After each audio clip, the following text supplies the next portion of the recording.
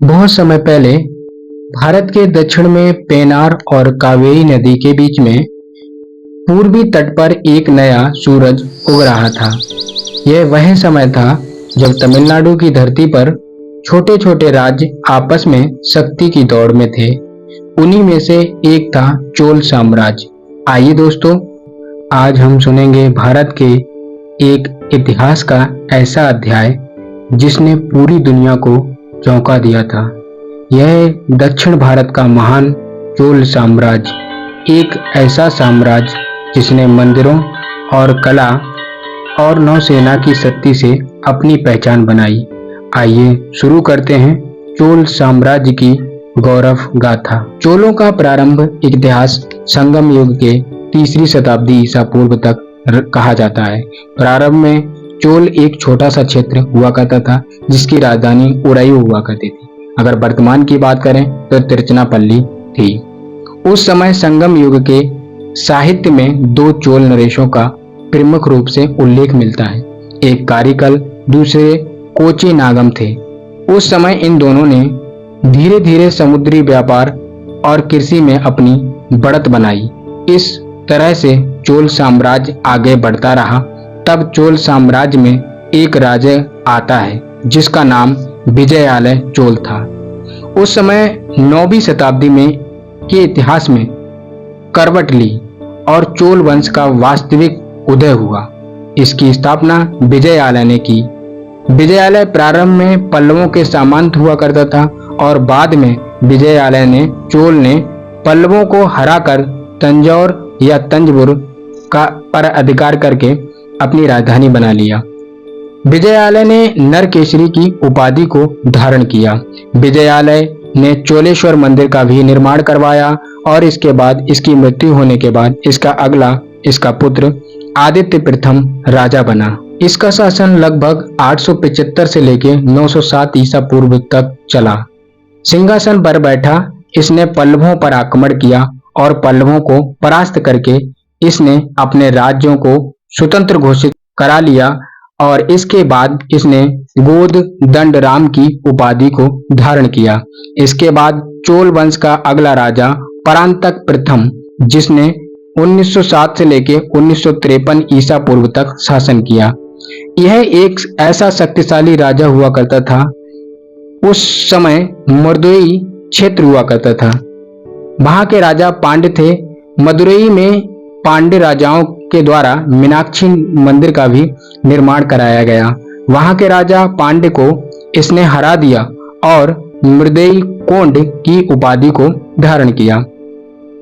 915 ईस्वी में बेलूर का युद्ध होता है।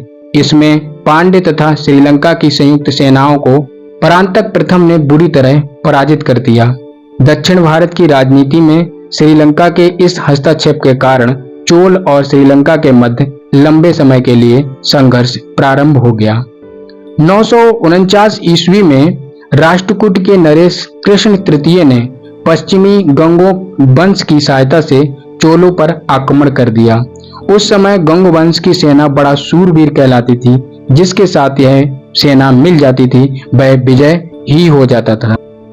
और इन दिनों के बीच में तत्कोलम का युद्ध होता है और इस युद्ध में चोल बुरी तरह से पराजित होते हैं और अपने साम्राज्य का उत्तरी भाग राष्ट्रकूट को दे दिया जाता है।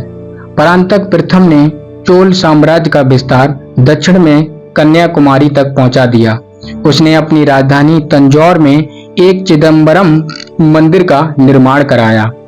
इसके बाद चोल साम्राज्य का अगला राजा राजा प्रथम हुआ, जिसका शासन 985 ईसा पूर्व से लेके 1014 ईसा पूर्व तक चला।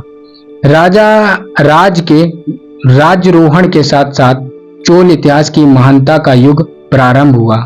यह एक ऐसा राजा था जिसका नाम दक्षिण भारत की हवाओं में गूंजा करता था। राजा प्रथम ने सर्वप्रथम चेर वंश की नौसेना को कडलूर में परास्त किया और उसी समय कांडलूर शैलकर मारुंत की उपाधि को धारण किया। राजा ने श्रीलंका पर आक्रमण किया। उस समय वहां का शासक महेंद्र पंचम हुआ करता था, जिसको बुरी तरह पराजित किया और श्रीलंका में शिव मंदिर का भी निर्माण करवाया।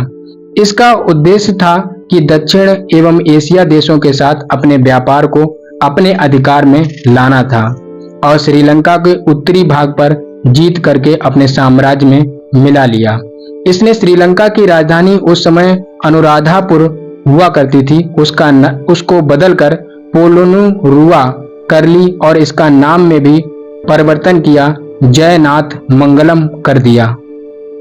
इसके पश्चात इसने शिव यादेशेखर की उपाधि को धारण किया। चोल अभिलेखों से विदित होता है कि राजराज प्रथम ने कलिंग सहित 12,000 द्वीपों पर अपना विजय ध्वज फहराया था और अंत में लक्षद्वीप एवं मालदीव को भी पराजित किया था। अगर हम आज भारत की बात करें तो भी भारत के पास 12,000 द्वीप नहीं है। इस बात से आप सोच सकते हैं कि दक्षिण भारत के राजा उस समय कितने शक्तिशाली होंगे। राजराजा प्रथम ने चोल साम्राज्य को मजबूत और विस्तार दिया।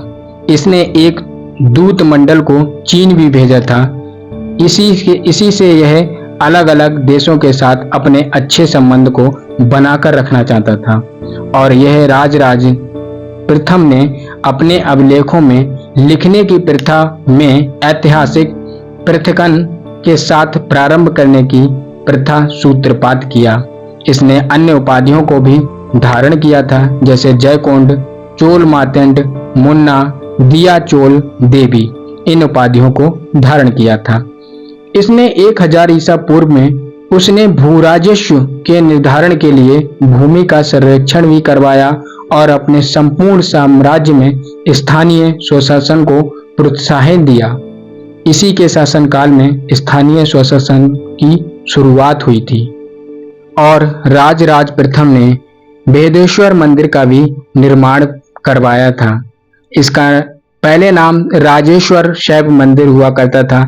इसका नाम बदलकर वेदेश्वर मंदिर कर दिया गया। इस मंदिर का निर्माण तंजौर में किया गया था। तंजौर चोल वंश की राजधानी हुआ करती थी। इस मंदिर में शिवलिंग और नंदी की मूर्ति है जो कि काफी लंबी है और इस मंदिर को यूनेस्को विश्व धरोहर में भी शामिल किया गया है। चोल काल में मंदिर बनाने की शैली द्रविड़ शैली हुआ करती थी। इस काल में पाषाण मूर्तियों से भी अधिक ईंटों के स्थान पर अब पत्थरों का प्रयोग होने लगा था। यह वेदेश्वर मंदिर ग्रेनाइट पत्थर का बना हुआ था। अगला राजा राजराज प्रथम की मृत्यु के पश्चात उसका योग्यतम पुत्र राजेंद्र प्रथम था। सम्राट बना और उसने अपने शासन के 5 वर्ष में संपूर्ण श्रीलंका को जीत लिया था। उस समय श्रीलंका के राजा महेंद्र पंचम थे, उनको बंदी बना लिया गया और राजेंद्र प्रथम ने अनेकों राज्यों पर अधिकार करके अपने राज्य में मिला लिया और अपने पुत्र अधिराज राज को पांड्य प्रदेश का वायसराय नियुक्त कर दिया गया और उसको चोल पांड्य की उपाधि को भी दे दिया गया। राजेंद्र प्रथम ने उत्तर में बंगाल के राजा पाल शासक महिपाल को पराजित किया और इस अभियान के सफलता के बाद इसने गंगकुंड चोल की उपाधि को धारण किया। चोल वंश में प्रथम राजा था जिसने उत्तर भारत पर अधिकार प्राप्त करने के अभियान चलाया था। राजेंद्र प्रथम ने अपनी नवीन राजधानी के निकट सिंचाई के लिए चोल संगम तालाब का भी निर्माण कराया था। राजेंद्र चोल प्रथम की सर्वाधिक महत्वपूर्ण विजय 1035 में कड़राम क्षेत्र में विजय साम्राज्य हुआ करता था। वहां के राजा कुलुतुंग बर्मन हुआ करते थे। यह साम्राज्य बहुत बड़ा था। इसका साम्राज्य का क्षेत्र वर्तमान की बात करें तो मलाय प्रायद्वीप, इंडोनेशिया के आसपास के द्वीप और सुमात्रा, जावा, चीन के कुछ द्वीप भी आते थे। यह भी चोल साम्राज्य में मिला लिया गया राजेंद्र चोल के समय में। राजेंद्र चोल के शासनकाल में दक्षिण भारत में वैदिक शिक्षा एवं दर्शन का प्रचुर विकास हुआ। उसने वैदिक साहित्य के अध्ययन के लिए एक विशाल विद्यालय की भी स्थापना कराई थी। राजेंद्र प्रथम की मृत्यु होने के बाद इसका अगला उत्तराधिकारी अधिराज राज प्रथम बना। अधिराज राज प्रथम पहले पांड्य प्रदेश का वायसराय हुआ करता था। श्रीलंका के लोग और पांड्य प्रदेश के लोग मिलकर एक संयुक्त सेना का निर्माण करते हैं और चोल वंश पर आक्रमण करने की योजना बनाते हैं, परंतु इतना आसान नहीं था क्योंकि चोल साम्राज्य बहुत बड़ा था। इसलिए बहुत बड़ा साम्राज्य था, पांडवों की यह योजना असफल रही। अधिराज राज प्रथम ने कल्याणी पर विजय प्राप्त की और कल्याणी नगर में ही अपना राज्य अभिषेक कराकर विजय राजेंद्र की उपाधि को धारण किया। इसने चोल वंश में एक अश्वमेध यज्ञ भी करवाया था। एक युद्ध होता है कोप्पम का युद्ध। इस युद्ध में अधिराज राज की मृत्यु हो जाती है। इसके बावजूद इसका पुत्र राजेंद्र द्वितीय, जो कल्याणी के चालुक्यों को पराजित करके युद्ध क्षेत्र में ही अपना राज्य अभिषेक कराया और चोल वंश का अगला राजा राजेंद्र द्वितीय बना। राजेंद्र द्वितीय ने अपने भाई के शहीद होने के कारण कोल्हापुर में एक विजय स्तंभ की स्थापना की और इसने त्रिकेसरी की उपाधि धारण की। राजेंद्र द्वितीय ने 1062 में चोल सेनाओं द्वारा कुंडल संग्राम के युद्ध में सोमेश्वर प्रथम को पराजित किया और सोमेश्वर प्रथम जो था वह चालुक्य का राजा हुआ करता था। चोल वंश का अगला राजा वीर राजेंद्र आता है।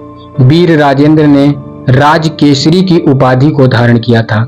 इसके शासनकाल में पश्चिमी चालुक्य नरेश सोमेश्वर ने अपमान एवं रोग से ग्रस्त होकर उसने तुंगभद्रा नदी में डूबकर आत्महत्या कर ली। राजा वीर राजेंद्र जो थे यह राजेंद्र द्वितीय के छोटे भाई थे। इसके उपलक्ष्य में वीर राजेंद्र ने तुंगभद्रा नदी के किनारे विजय स्तंभ बनाया था। इसके बाद अगला राजा आदि राजेंद्र आते हैं। इसके समय में जन विद्रोह हो जाता है और उस समय इसकी हत्या हो जाती है क्योंकि यह इतना योग्य नहीं था।